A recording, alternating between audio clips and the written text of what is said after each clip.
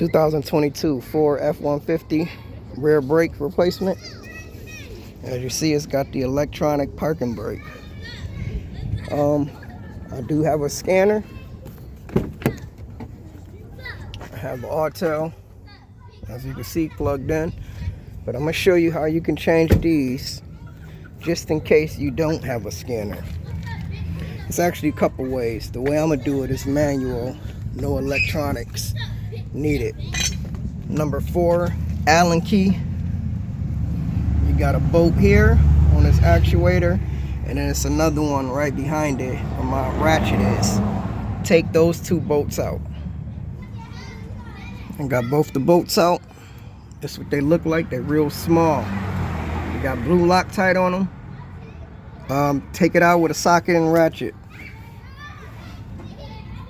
I got a 1/4 inch 4mm with a 1/4 inch to a 3/8 reducer just for more torque. And then when it starts spinning easily, manually, then you can go ahead and use this. If it's still hard to turn when you're using that, taking it out with that Loctite, do not use this because these bolts are small, and it'll strip this out easily. Get those 2 out, and then this should just come off. Twist and pull. As you see, it's a little star in there, 12 point.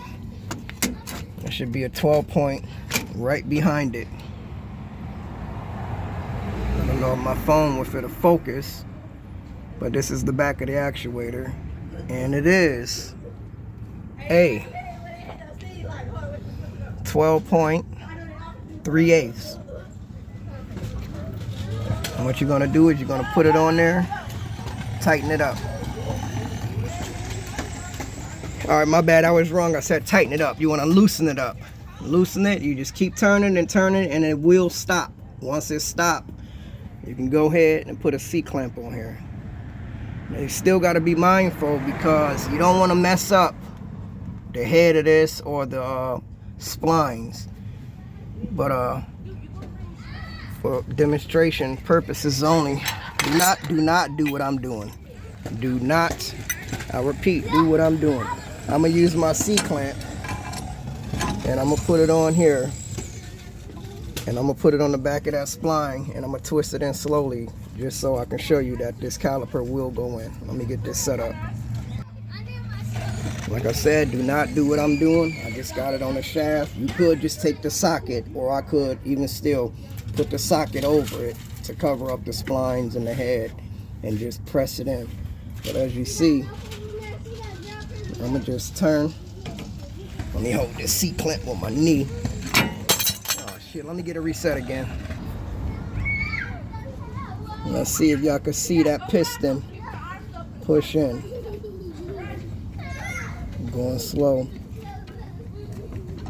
but I am turning the C-clamp.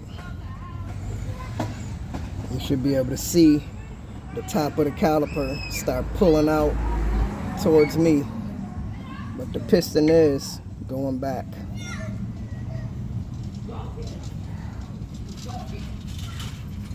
And I'm gonna take it off, put a brake pad on there, and get it all pushed in the rest of the way.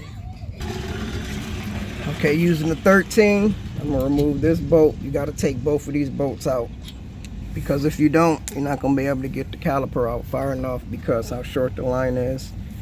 It goes from a hard line to a rubber hose, and the way it is, it won't allow you to just pull it off normally. Flip it over. You still got to keep be mindful of the brake line. I'm going to put a brake pad here and push it in the rest of the way. So I think I got it set up. Let me get you some light.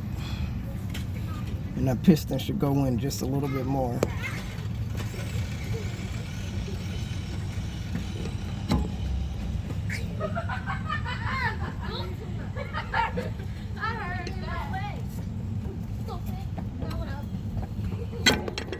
I think I got it all the way in. So this is what it looked like when it's all the way in. As always, match up your new parts with your old part. We good. You just sit these in the caliper bracket. The notch sits behind that spring, pretty much like this. Put it in, it goes on the spring. Sorry about this angle. I gotta do it with two hands. Let me get this front one in and I'll show you what it looks like. So that's how it sits, right in the groove in them springs.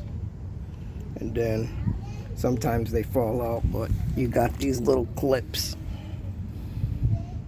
that go on the back of the brake pads up here in those two holes. One go there, one go there. Then the one for the bottom, same thing, except you flip it upside down. Should look something like that. Put your caliper back on. Got the caliper on. Make sure these guide pins are sliding in and out. If they not, take them out, clean them up, put new grease on them. You don't want to mix old grease and new grease. But we can go ahead and put our two 13 bolts back in, the top and the bottom. All right, now we got that back on. What you want to do is you want to put that actuator back on, put your two bolts in, and then you want to start the car up and pull the emergency brake, and it'll actuate and lock that back into the correct position. So let's get this caliper back on, or this actuator back on. All right, we got everything back together, so all we're gonna do is start the car up and turn the emergency brake on. And when you turn it on, it's gonna spin on its own. And then you release it. And then turn the car off, pump the brakes up. Make sure you get a stiff pedal. Start the car up, pump the brakes up.